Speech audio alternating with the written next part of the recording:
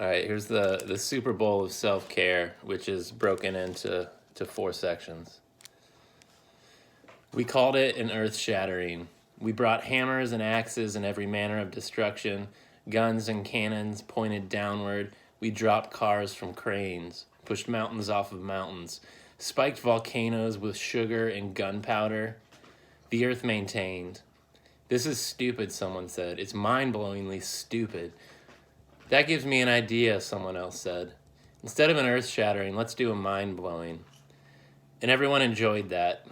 We took turns blowing one another's minds. It got messy, but the scenery adjusted. It smelled lotion into fault lines, industrialized solitude, stitched faces into halo shapes. The halo became obsolete. This is good, thought the thoughts. The earth would not shatter, but the mind could be blown. Like a candle, like a tire, like a scene from a teen movie. And now I get high, salute manhood. My mind is still blown. The world's mind is still blown. It hangs like a halo on a coat rack, drips down the spine of night and day. The world's mind, the earth's retina, leaking like yolk. Oh, how shattering. And everyone takes it up into their senses. We dig our fingers into earth. I tell myself, the world bends you, bend it back. But I know, I am here now. I evade heaven on a tightrope, and I forget myself. So we shatter, or hope to shatter, what is left of the earth, all of it, every continent, every ocean, even the dirt upon which we slam clouds apart like unvacuumed prayer rugs. We believe ourselves strong. I believe myself strong. I have fought and vanquished millions on a cliff's edge, dusted them off into the ravine. Yet when I kick through it, I dust nothing, break nothing, blow nothing, cake dirt on my clothes and then vomit in the heat, explore the beefy mystery of our self-guided cataclysm, our wintering sun. All right, part 2. Excuse me. Off the shore somewhere, a plastic galleon anchors. Its crew sprays aerosol Bible verses onto the crust of the waves. When you find a hole in the earth, thrust your fist fearlessly into it. In the presence of mystery, prevent revelation. Or be the contradiction you wish to see in the world. Let clarity of thought obscure what surrounds you. A god violently shaking a person-shaped abacus, or a child shaking a god-shaped abacus. 2 giant, broken robots float through space. One says, "We are flotsam and jetsam." They twist at a slow rate. They look into the distance in search of planets to scour for fuel. The second robot says, "Who is which?" The first one says, "I'm jetsam," and tries to activate his palm jet. Our lives ignite upon the shores of here and there, and our existence depends upon it, exists against us. A tomb filled with disgraced emperors flows through the vein of our own personal cosmos. Rocks break against the waves for once. Wait upon the waves for once, another space at once. How the sun and rain sustain without question, the flora emancipated the fauna. Loaded words guide themselves into missiles, like missiles into the clouds. The unsustainable sun in FMLA, the weight of an acorn versus the storm. Walking into hell is who I've always been, and walking out is who I could never. And purchasing monarch butterflies and growing them inside the hollow part of the cloud or the unclaimed chambers of myself. De-winged upon the profane altar of now, the atoms shaped like everyone attacking the atoms shaped like everyone else. In joy, I am worthless. In purchase, I am a known entity. I worked hard for the soil of my body to become this hospitable. I work even harder to become a beautiful garden into which our dying star can be interred. Where...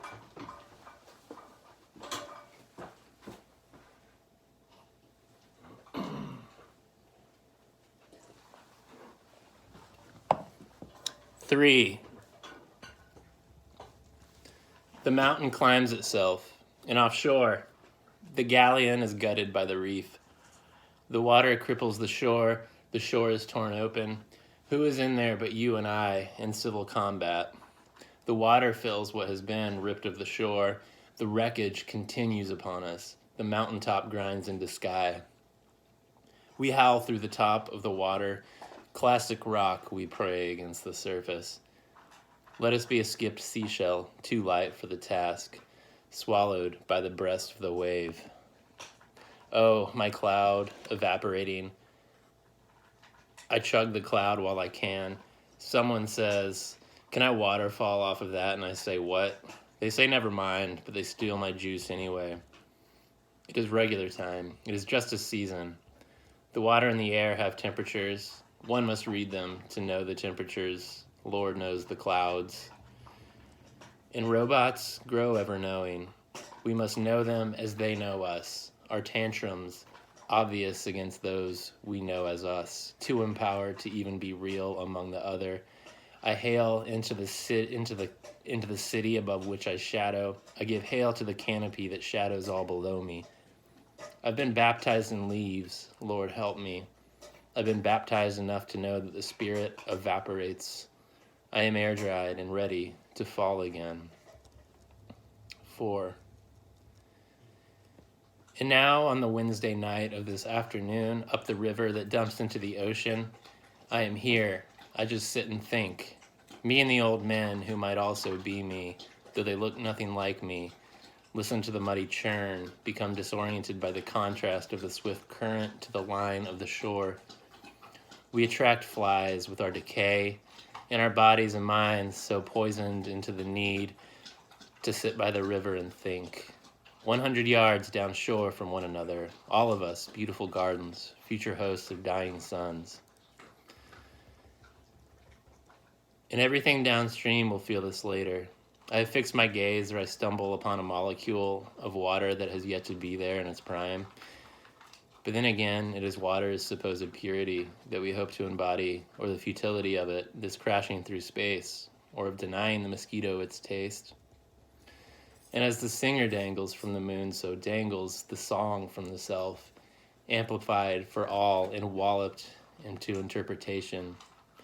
An interpretation given chuckles, the show itself, not itself, but what I mean to myself. A language is a starter pack to understanding, sung unintelligibly, blasted into everyone. Everyone shrieks out their stigmata, a fecal solar system in short blasts. The spirit evaporates on Fridays, falls back to earth on Monday, when it must endure the ambitions of others. Society daydreams upon us. We wake up inside the daydream, not ourselves, not in love, but of the fleshy lousing of living, what we wish to exist within and not upon. But in the daydream, we are worked upon, given nightmares. We are the fear of the other, humanity's head wound sunk with cleats. The song ends, the singer still dangles. The game ends in order that we look to the next one, arranged into purinas of ascension, and the wonder of being here. In the ill-fitting future with everything to heal, a blown mind, a shattered earth, the repetition of us. If you made it this far, thank you for listening to me read, and also to the sounds of my dogs eating their dinner. Go Vikings, I'm glad we finally made it to the Super Bowl.